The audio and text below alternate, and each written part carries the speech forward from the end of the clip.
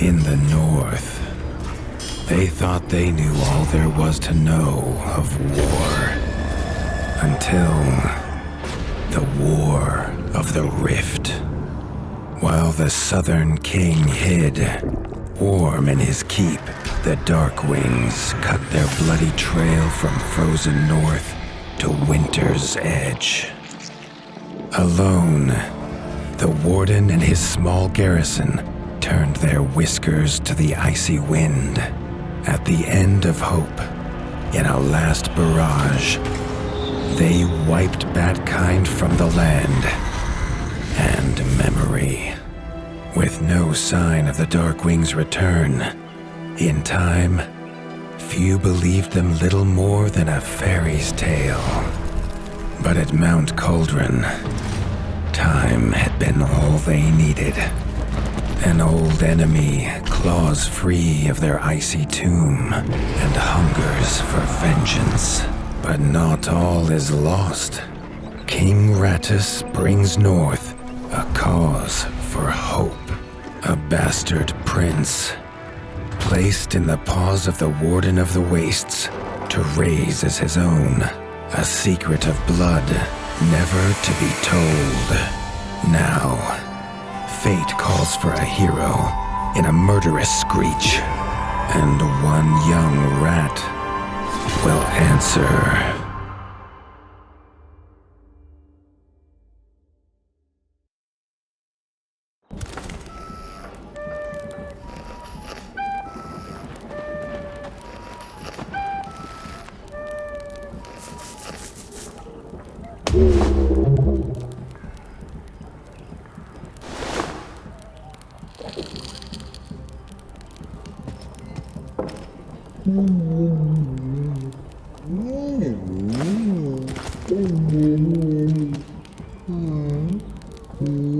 The stomp of his father's boots on the stair was how every morning began for Arlo. The booming shout to ready himself was louder still, but such was Lord Eivor's zeal at a new day. Dawn was breaking over winter's edge, and Arlo was yet to miss one.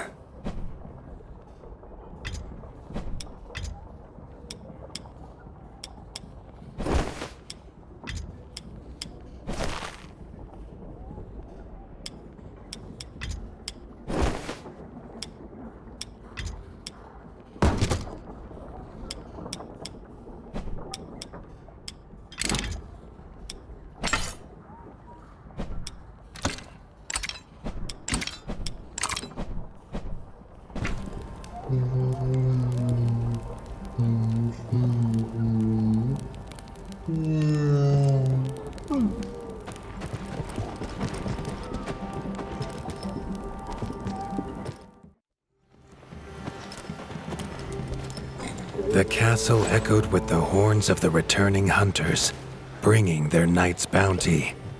Arlo's little heart quickened to hear it. The only thrill to be found inside the high walls was a hunter's tales of what lay beyond them.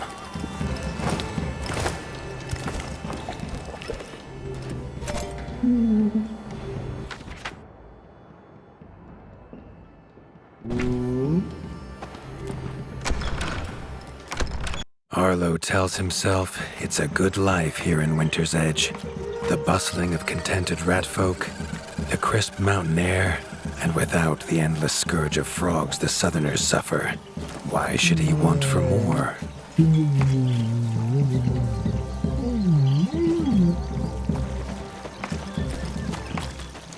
Arlo has no memory of his mother, but Hilda's food was a true taste of maternal kindness. With the right ingredients, she would make meals nourishing to body and soul.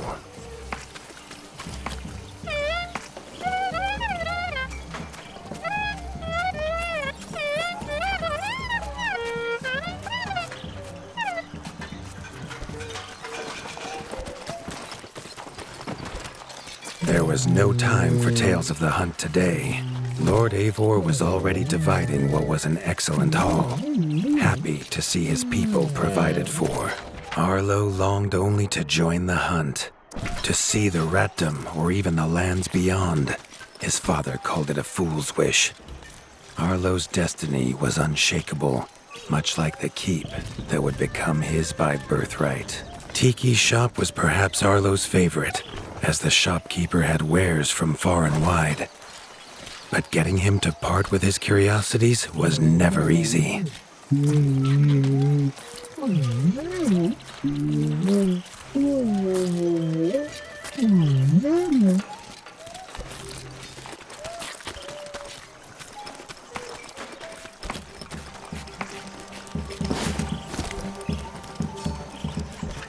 Chief Mason Leaf was the rat Arlo most admired. As younger brother to Lord Eivor, his carefree uncle never faced the burden of being Warden of the Wastes. With walls this strong, his duties were light, leaving him plenty of time for his nephew. Krunk was a rat's rat, with no interests beyond his forge. If you have the parts, this Mastercraft's rat can make armor and weapons that would see off a sky scorcher bite, or so he claims. Arlo wondered how well they'd do against something that wasn't a myth.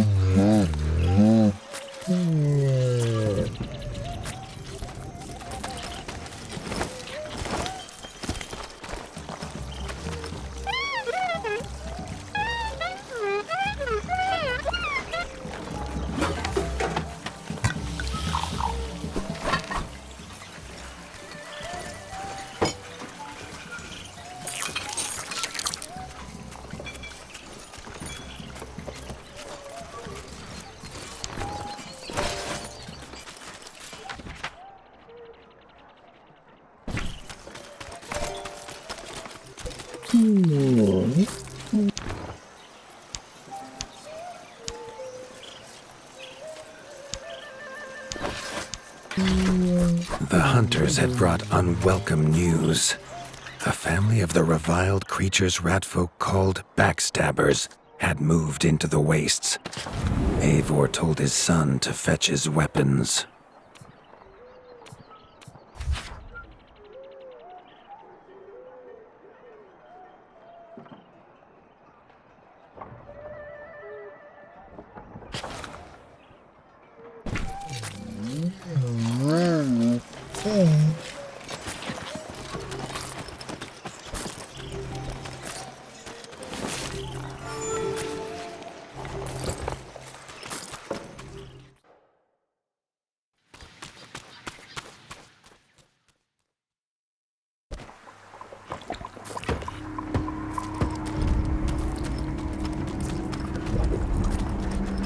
His father had no explanation for suddenly taking Arlo on a hunt. It even gave the hunters pause. Arlo had been taught to fight, and better than most. But rarely had he been tested. He was determined to prove himself. The rugged terrain of the outskirts could have taken all day to traverse, but Arlo's trusty grappling hook allowed him to swing between its many crevices.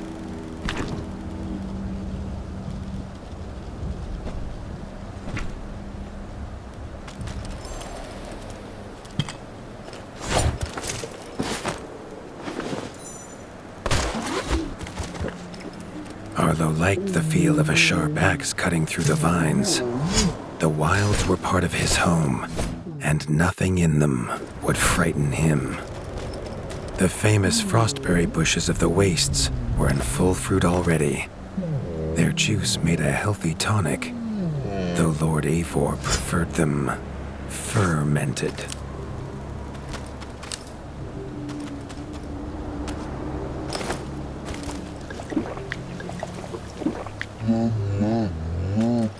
His father was a sturdy rat, built for strength, not speed. So Arlo found it curious that he challenged him to a race. The prospect of the hunt had filled Lord Eivor with a vigor that his son had not seen in years, or at least since breakfast.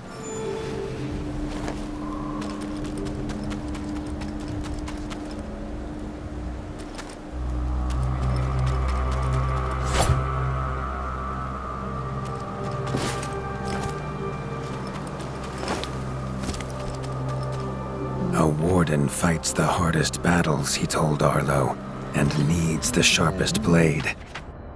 With that, Eivor gifted Arlo his own sharpening whetstone.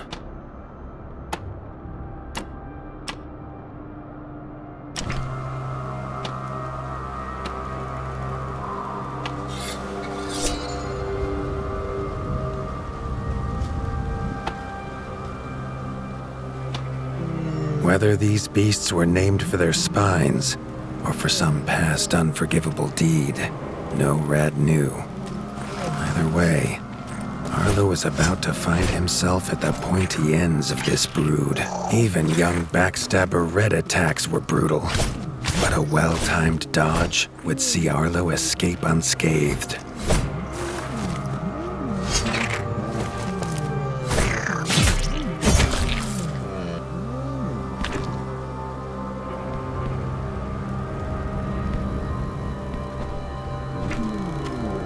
This backstabber lived up to its name with its deadly white attack, but Arlo's shield could block the deadly spikes.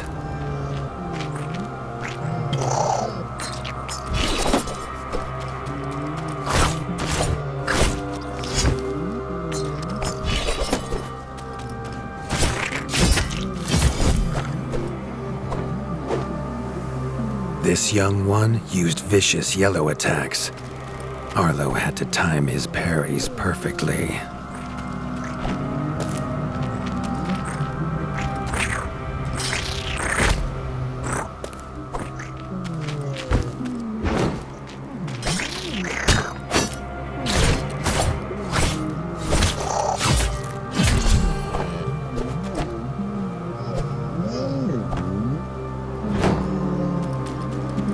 This mother had left her young to fight alone, but the same could not be said of Lord Eivor as he leapt to his son's side.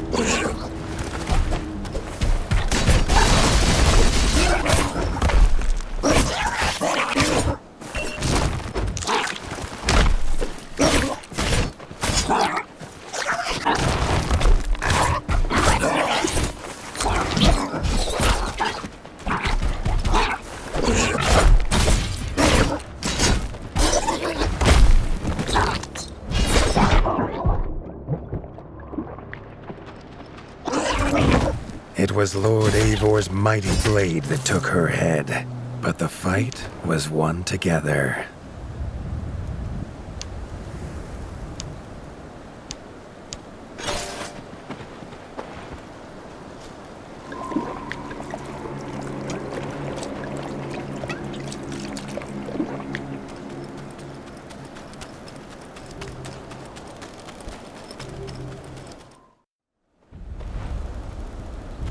Arlo basked in his father's pride, almost as warm as at the fire inside Winter's Edge.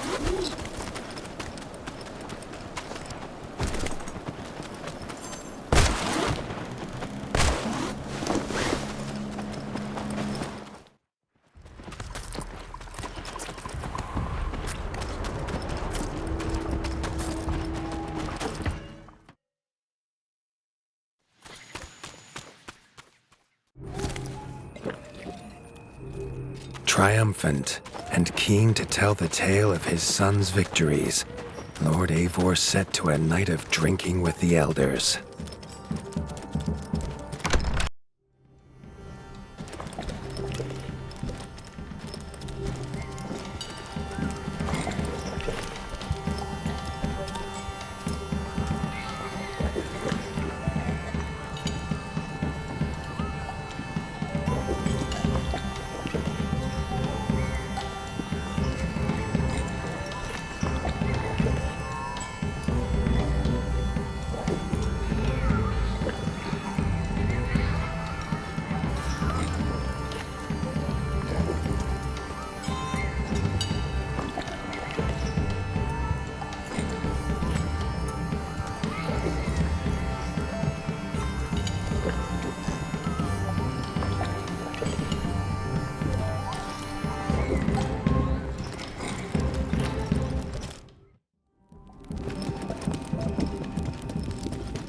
Arlo was reluctant to return to his bed, wondering how long he must wait to hunt again.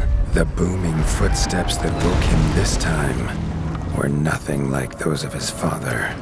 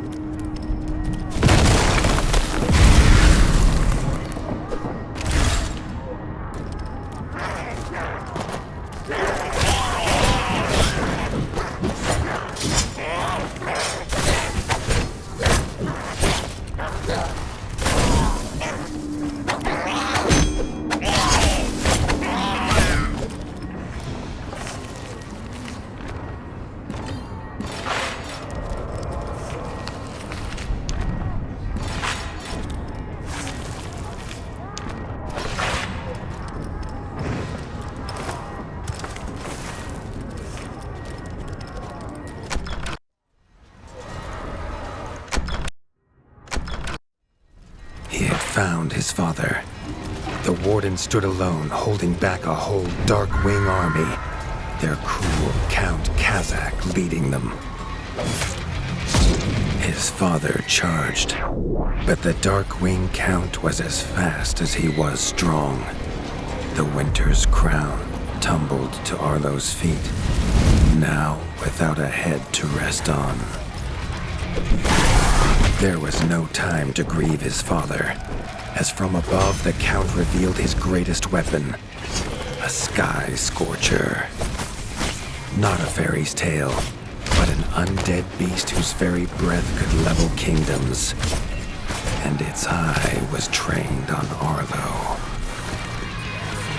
All that came next was a fog of bloodlust, snapping jaws, and the beating of leathery wings. But there could be no victory. Arlo awoke, groggy and warm to his father's shouts. Only he wasn't in bed. The warmth was from the fire that had engulfed Winter's Edge, and the shouts were his uncle's. The only other survivor of the Darkwing attack, Leaf was bruised and his hind paws barely steady.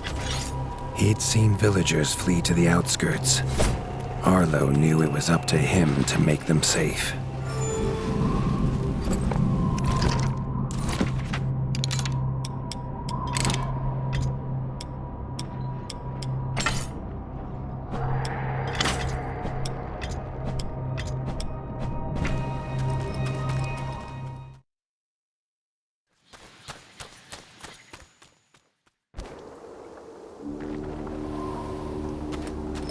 He'd know these anywhere. Krunk's smithy hammer and Hilda's chef's knife. Arlo wondered why they would leave them here.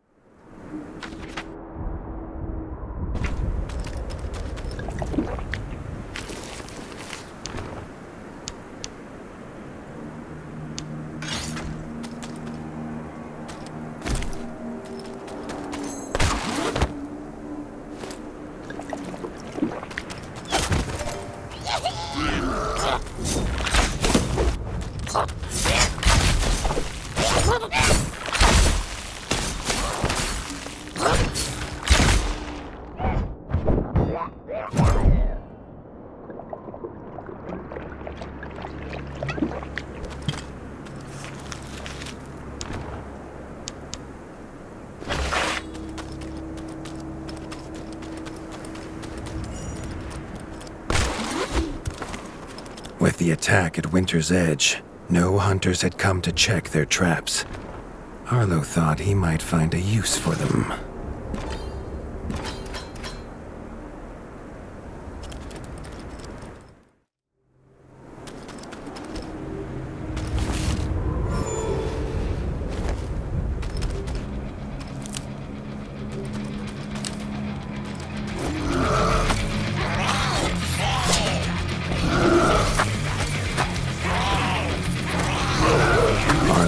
Found the reason his friends had fled.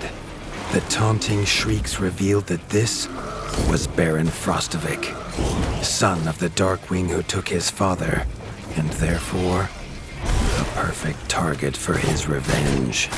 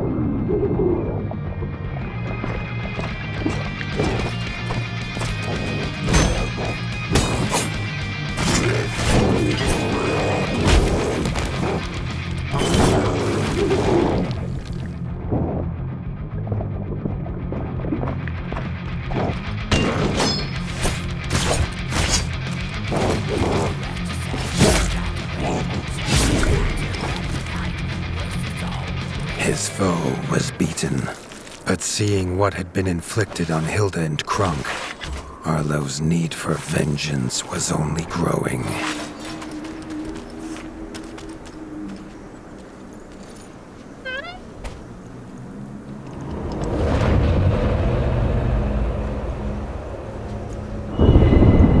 Arlo suddenly wished to be within the walls of Winter's Edge, to hear the boot and boom of his father at dawn, a sound he realized he'd never hear again. He needed to return to whatever was left and make his plan.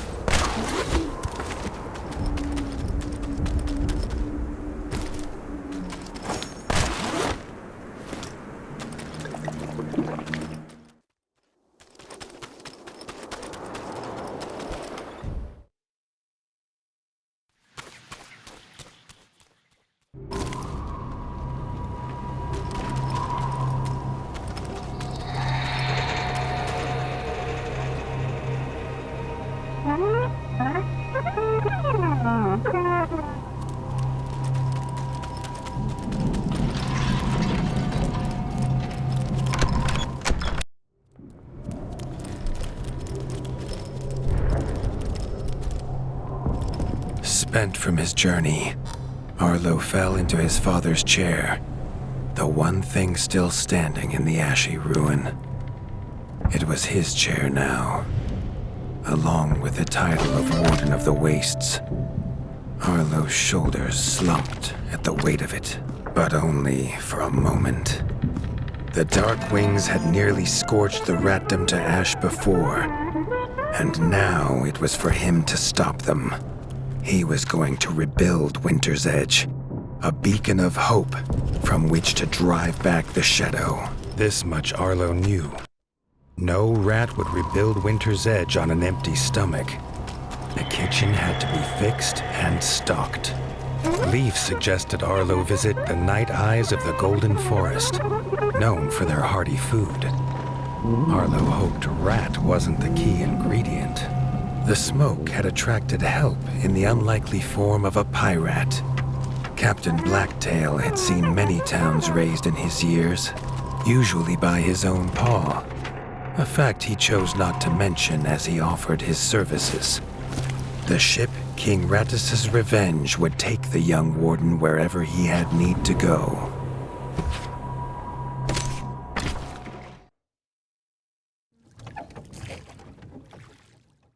The autumnal gold canopy glimmered in the sunlight, held high by the silver boughs. There was no denying the wonder of the golden forest.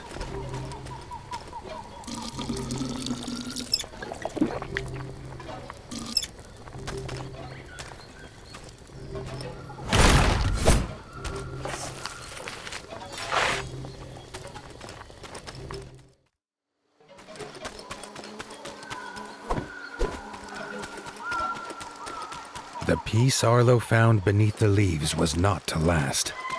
A shrill cry cut through the calm, a call for help.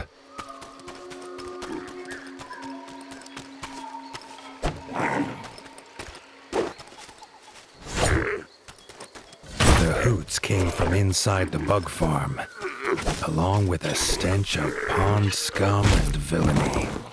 A frog trap.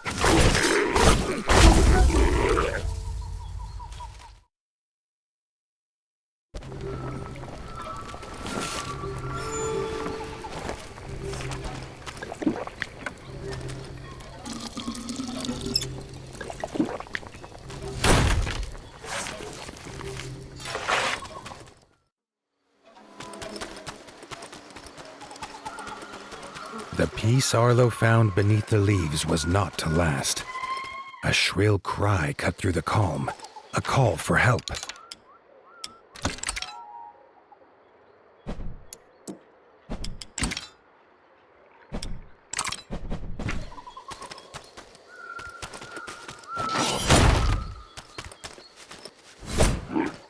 The hoots came from inside the bug farm, along with a stench of pond scum and villainy. A frog trap.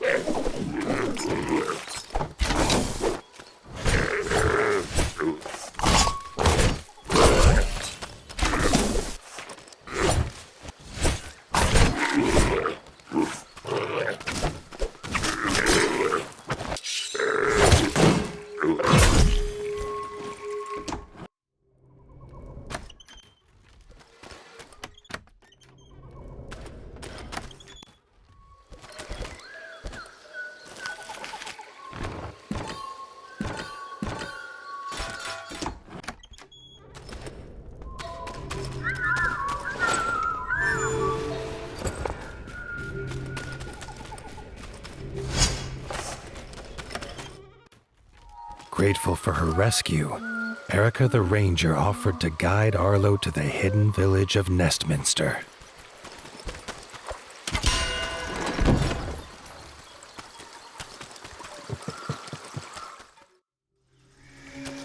Nestminster's entrance was guarded. Under their helmet, the eyes of the guards seemed to glow. Was he prey walking into a hunter's camp?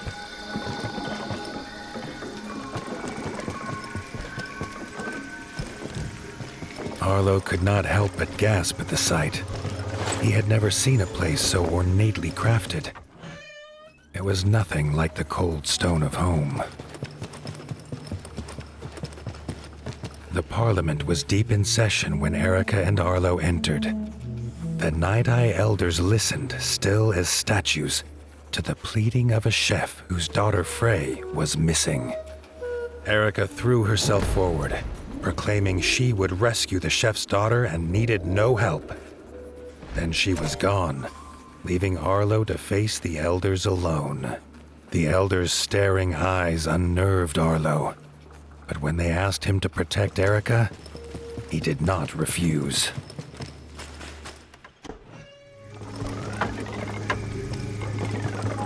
Frey's father told them she wanted fish for a new soup recipe. He told her never to go to the dangerous Moonlight Pond, but she was stubborn as she was brave. The chef handed Arlo a few poison antidotes without explanation. Arlo wondered what could go in soup that would have him so scared.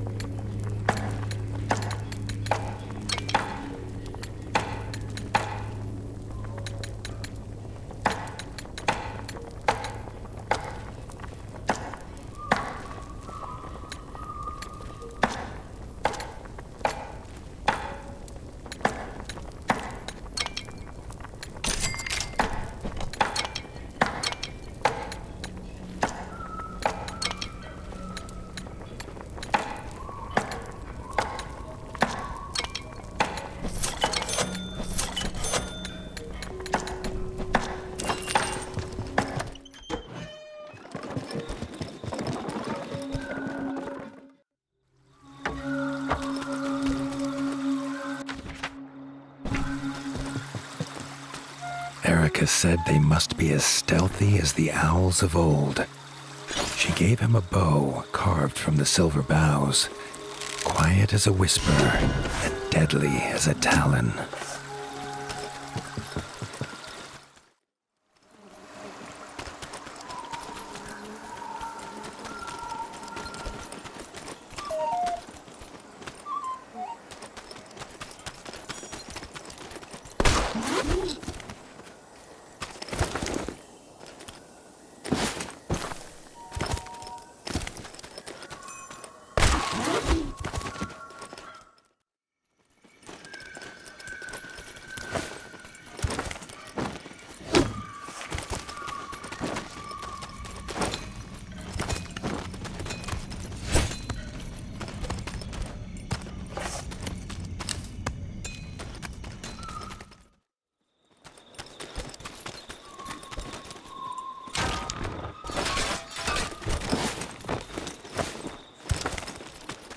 A white feather.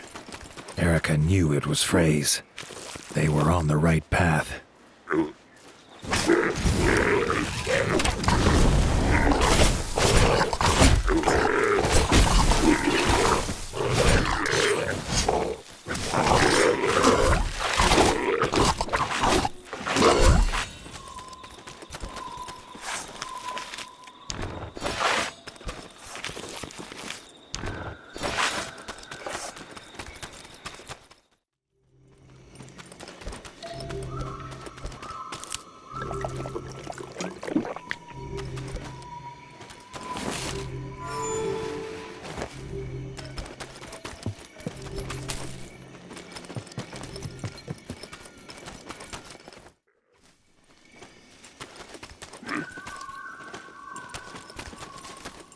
frog scouting party squatted in the mushroom farm.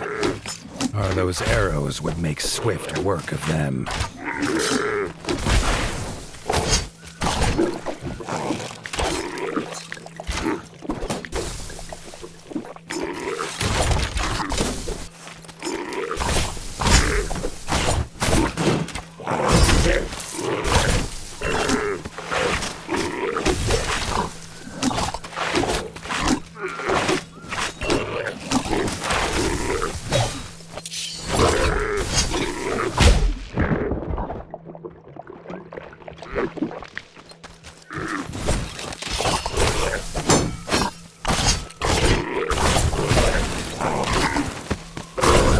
Emerged, shaken but grateful.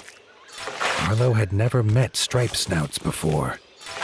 Badger brothers Marco and Lorenzo's keen eyes had seen Frey go by, headed for the pond.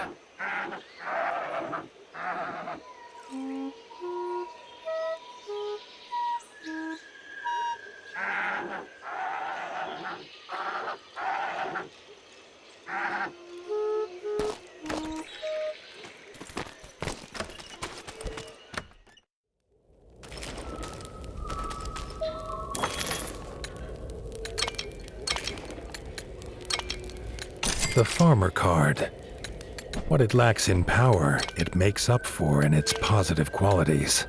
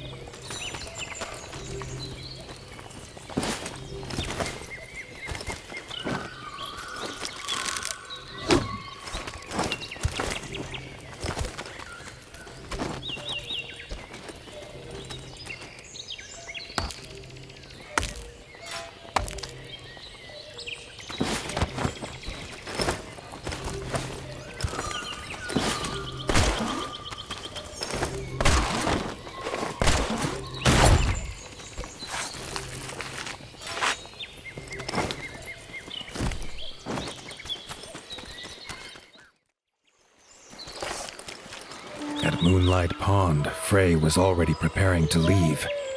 Her hunt, it seemed, was not done. With a hoot about an egg, she was gone.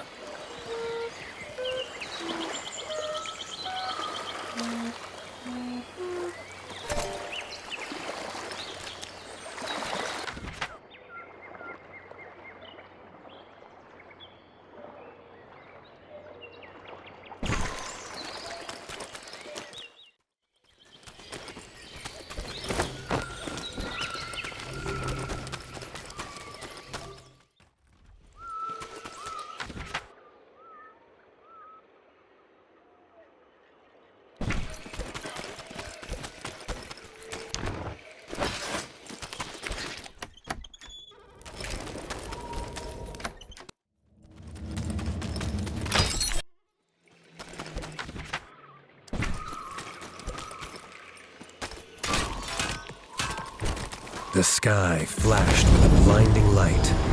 Suddenly, towering before him stood an imposing figure, his flaming sword heating the air around Arlo. Thrusting his sword into the air, the stranger imparted his gift onto the young Warden.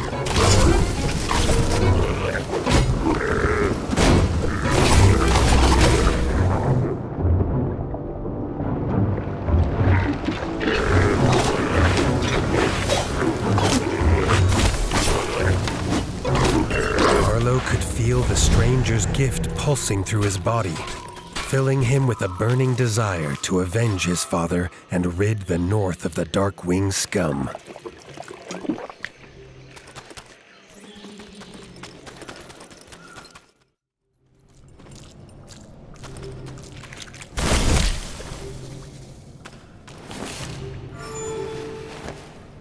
Tunnels are rarely used by Night Eyes, who prefer an open sky above. Arlo knew dangerous creatures lurked in such dark places.